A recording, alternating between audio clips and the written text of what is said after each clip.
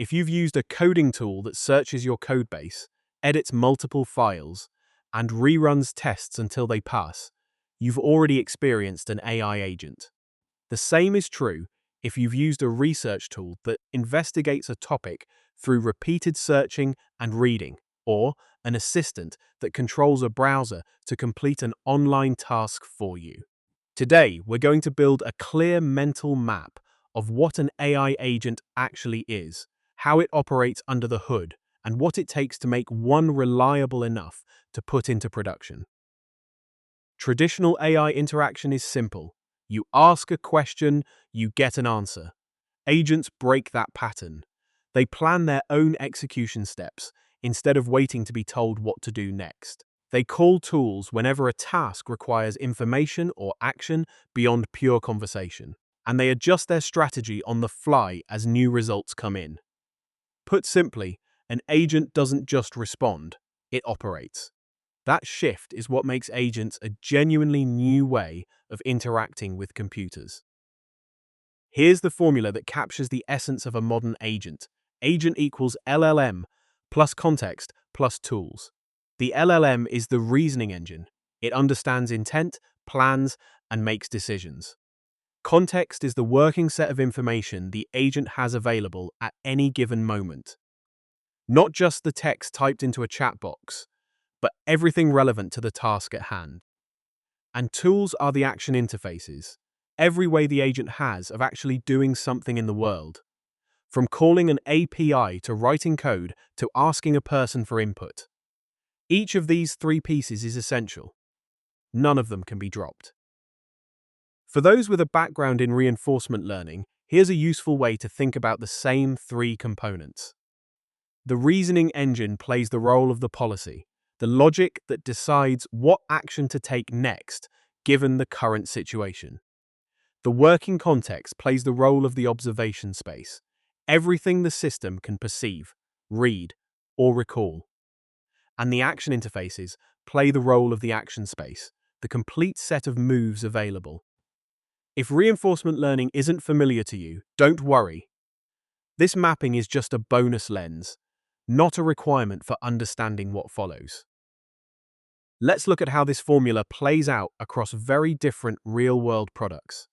A coding assistant works with a codebase and a terminal as its context, and can search, edit, and execute code as its actions. A deep research tool works with web pages and academic databases, and can search, read, and summarize. A computer control agent perceives the screen and browser, and can click, type, and scroll. A phone assistant perceives the screen and installed apps, and can tap, swipe, and open apps. Despite how different these look on the surface, they all share three traits: an open-ended action space rather than a fixed menu of buttons, internal reasoning before acting, and continuous adjustment based on feedback. Tools can be sorted into 5 categories based on the direction of interaction. Perception tools let the agent gather information, search engines, file readers, database queries. Execution tools let the agent change something in the outside world, running code, writing files, calling an API. Collaboration tools let the agent divide work with others, handing a task to a specialized subagent, or pausing to ask a human for confirmation. Event trigger tools work differently from the rest. The agent doesn't call these itself. They call the agent. A new email arriving, a scheduled time being reached, a webhook firing. These events wake the agent up and start it reasoning. And finally, user communication tools are the channels through which the agent talks back to a person. A status update, a text message, a voice call. Tool calling happens in 4 steps. First, the system tells the model which tools exist, along with their names, purposes, and parameters.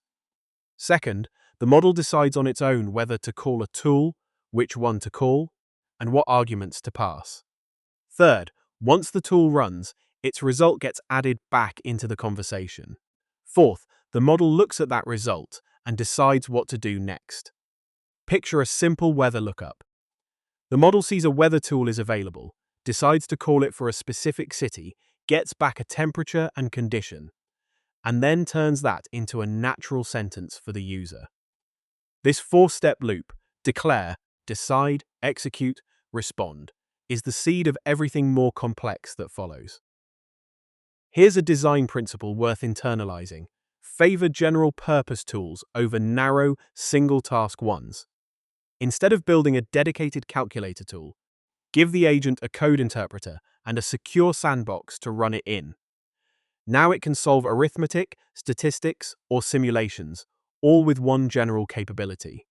Instead of a special tool just for saving notes, give it file, read and write, access, and a virtual file system.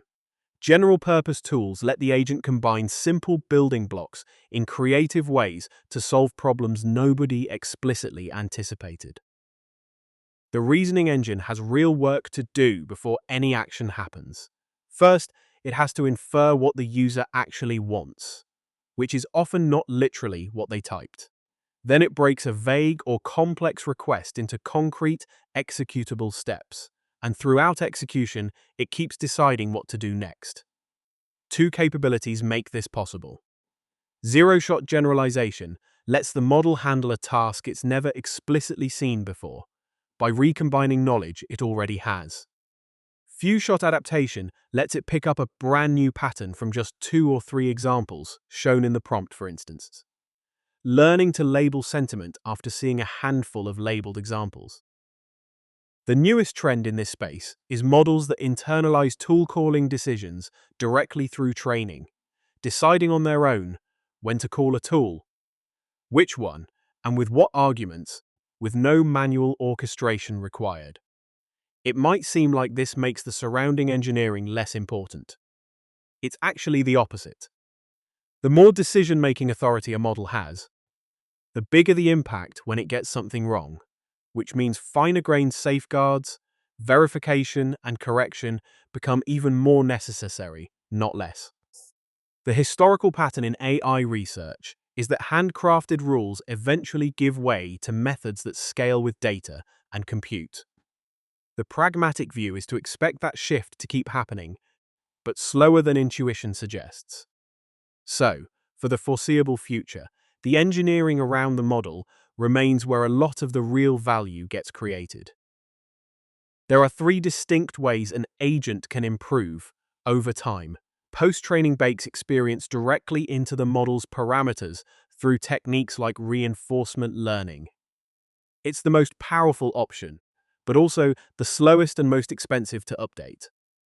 In-context learning adapts on the fly by recognizing patterns within the current conversation. Fast, but it evaporates the moment the session ends. And externalized learning stores knowledge and procedures outside the model entirely, in knowledge bases or reusable tool code. Persistent and easy to inspect and edit. Think of it like this. Post-training is studying a textbook until the knowledge becomes permanent. In-context learning is glancing at a reference sheet that helps only whilst it's open. Externalized learning is keeping a personal notebook, durable, but something you have to maintain yourself. Context breaks down into 2 parts. The static prefix stays fixed for an entire conversation. It includes the system prompt, which defines the agent's identity and rules of behavior, plus any long-term memory about the user, and the tool definitions, which tell the model what actions are available. The dynamic trajectory grows with every turn.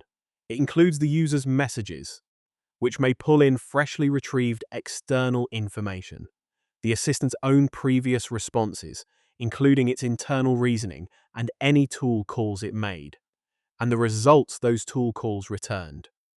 Together, these 5 pieces make up everything the model can see and use at any given moment. A controlled experiment tested what happens when each piece of context is removed one at a time.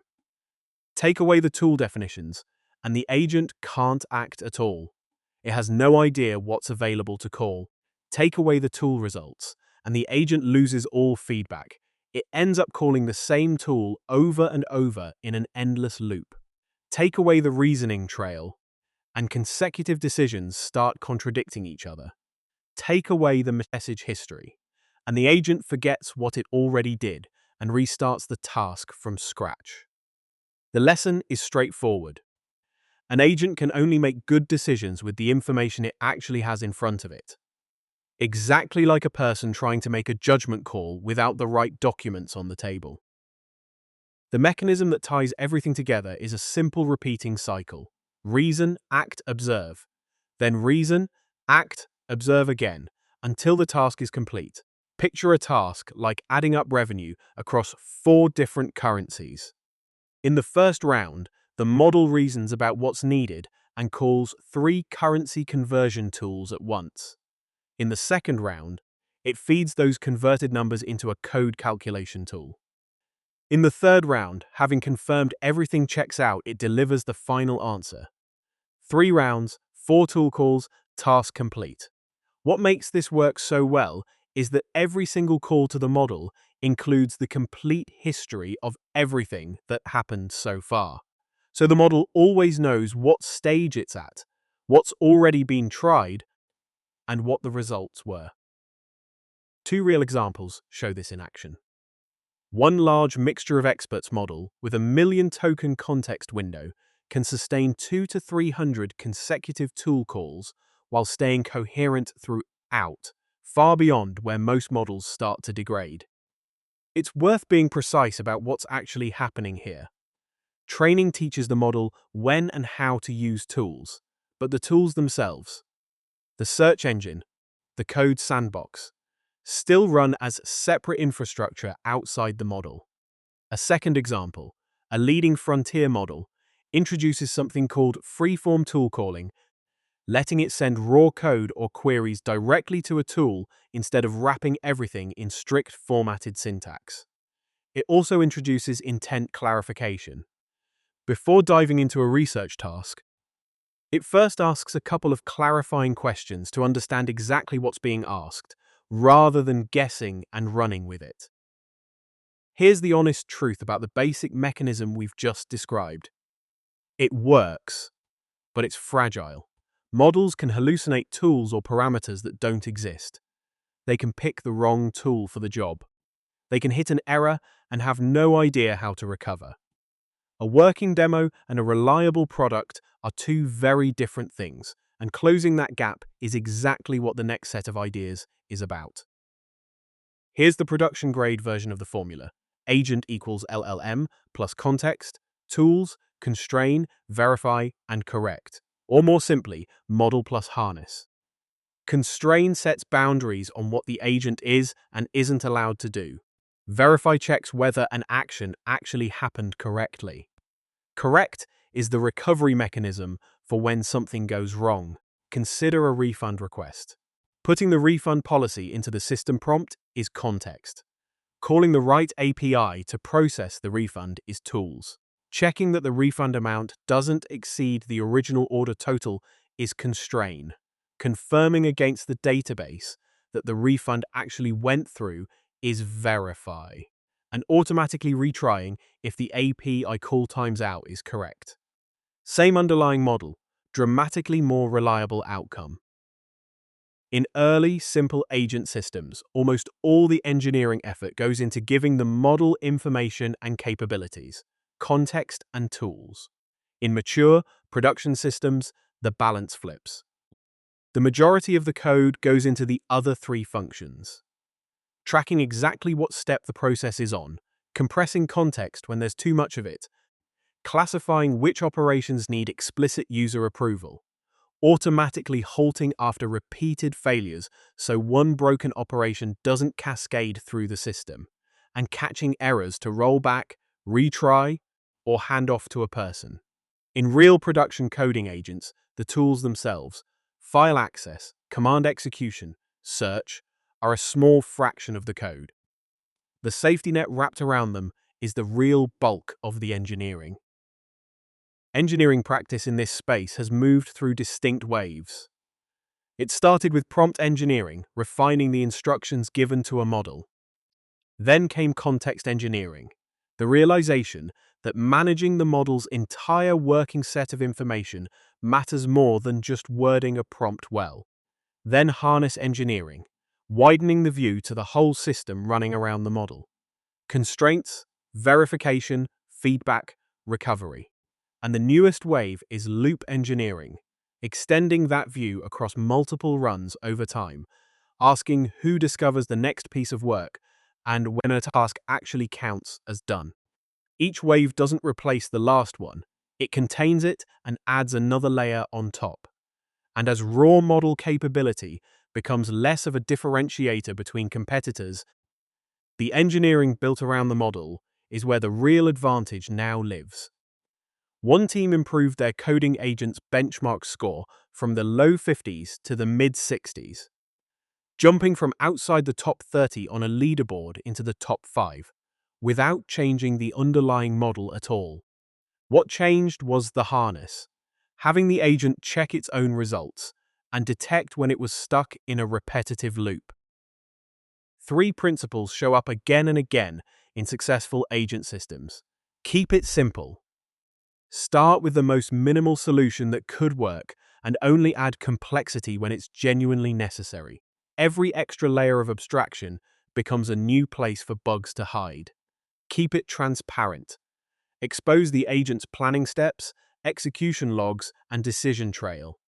This isn't just convenient for debugging, it's what builds user trust. Because an error hidden inside a black box is nearly impossible to diagnose from the outside.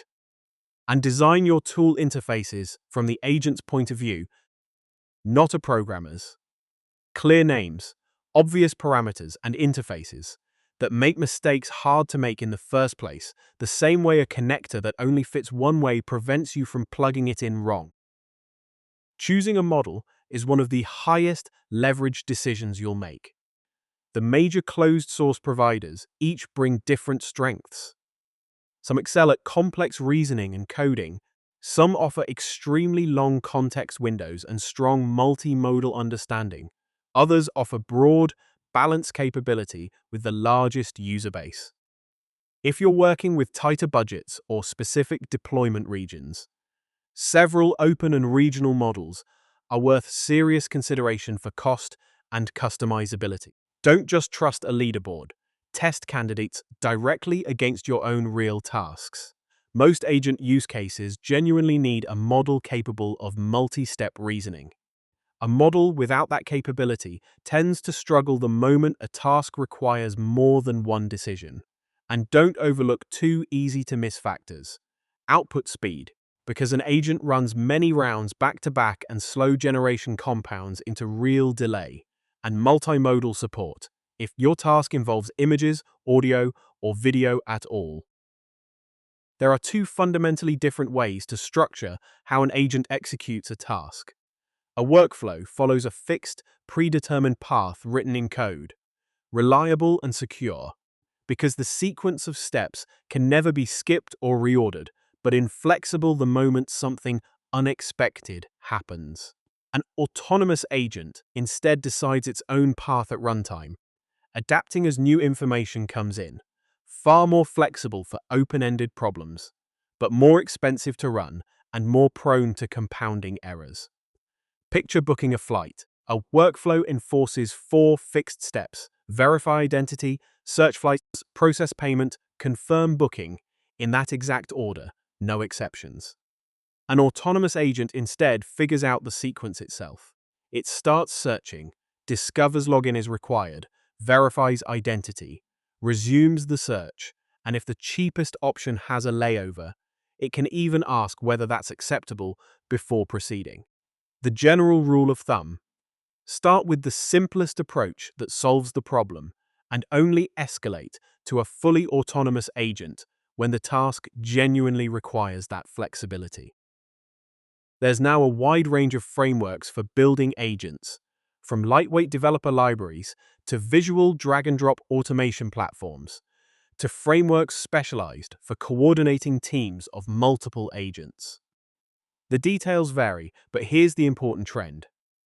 As models take on more of the tool-calling decision-making themselves, a framework's value is shifting away from orchestrating model calls, since the model increasingly does that on its own, and toward everything built around it: managing context, curating a tool ecosystem, enforcing security, and handling error recovery.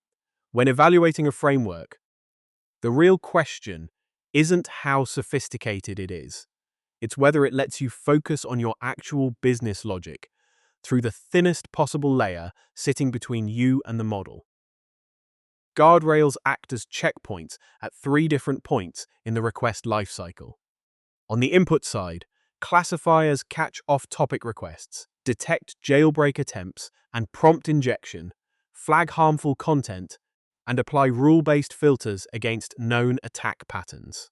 On the execution side, every tool gets a risk rating, low, medium, or high, based on how reversible the action is and how much impact it could have, and high-risk operations get extra scrutiny before they run. On the output side, filters catch personally identifiable information before it leaks out, and validation checks make sure the response stays aligned with intended behavior. None of these checks is sufficient on its own. The real protection comes from layering several of them together, so that a failure in one is caught by another. There are two main situations where an agent should hand control to a person. The first is when it exceeds a failure threshold. After a certain number of failed attempts, continuing to retry stops being productive, and it's time to escalate. The second is high-risk operations. Anything sensitive, hard to undo, or with significant financial or real-world impact should trigger human review, at least until there's enough track record to trust the agent with it unsupervised. Done well. This isn't a failure state. It's a graceful handoff, whether that means routing to a human customer service agent or handing control back to a developer. Let's bring it all together.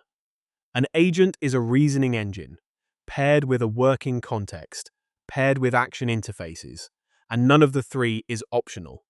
Context turns out to be the decisive factor. Remove any single piece of it, and performance degrades in a specific, predictable way. Reliability doesn't come from the model alone. It comes from everything engineered around it. The constraints that keep it in bounds, the checks that catch mistakes, and the recovery mechanisms that fix them.